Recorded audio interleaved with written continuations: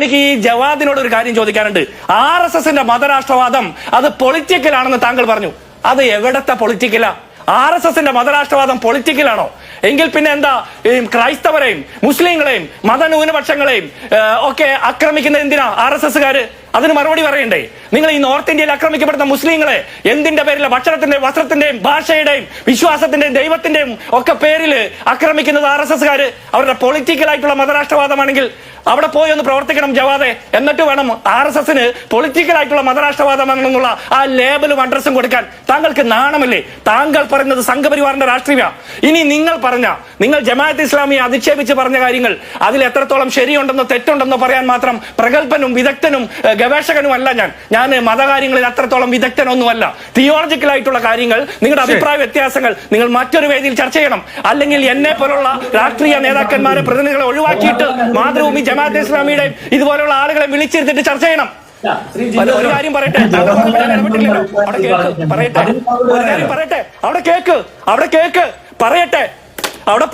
Cake, അവിടെ ഇരിക്കേ.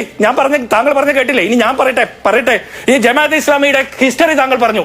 ജവഹർലാൽ നെഹ്റുവിന്റെ കാലത്തെ 10, 40, 50 കൊല്ലം കാലത്തെ മുമ്പത്തെ കാലമൊക്കെ പറഞ്ഞല്ലോ.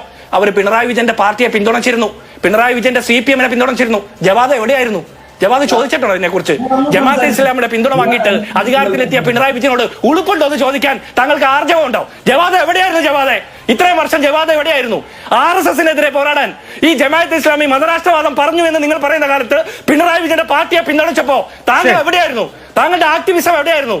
താങ്കളെ ഈ ലെവൽ പ്ലേയിങ് ഫീൽഡ് ഇല്ലാത്തടത്ത് വന്നിട്ട് ഗോൾ അടിച്ച് കളിക്കല്ലേ? താങ്കൾക്കെതിരെ പറയാൻ ജമാഅത്ത് ഇസ്ലാമിക്കാർ ഇല്ലാത്തടത്ത് താങ്കൾക്ക് മറുപടി പറയേണ്ടത് കോൺഗ്രസിന്റെ ലീഗിന്റെ ഉത്തരവാദിത്വമല്ല. പക്ഷേ ഒരു കാര്യം പറയണം, ഈ ലെവൽ പ്ലേയിങ് ഫീൽഡ് ഇല്ലാത്തടത്ത് വന്ന് ബോൾ അടിച്ച് കളിക്കുന്നത് അത്ര മിടുക്കല്ല ജവാദെ. താങ്കൾ പറയുന്നത് പിണറായി വിജയന് വേണ്ടിയാണെന്നുള്ള കാര്യത്തിൽ ഒരു തർക്കവുമില്ല. 9.5 വർഷമായിട്ട് കേരളത്തിലെ പോലീസ്, ആഭ്യന്തര വകുപ്പ് RSSന് അടിമവേല ചെയ്യുന്നതിനെ കുറിച്ച് ഒരു അക്ഷരം പറയാൻ നാവ് ഉയർത്താൻ പറ്റാത്ത സുന്നി ആക്ടിവിസ്റ്റ് ആണ് പോലും. നാണമില്ലേ ഇത്തരം വർത്തമാനം പറയാനായിട്ട്? താങ്കൾ പാവപ്പെട്ട കുട്ടികളെ ഈ മലപ്പുറത്തും കാസർഗോഡും കണ്ണൂരും ഒക്കെ പാവപ്പെട്ട കുട്ടികളെ തെരുവുനായ കടിക്കുന്ന വിഷയത്തിൽ ഒരു അഭിപ്രായം പറയും.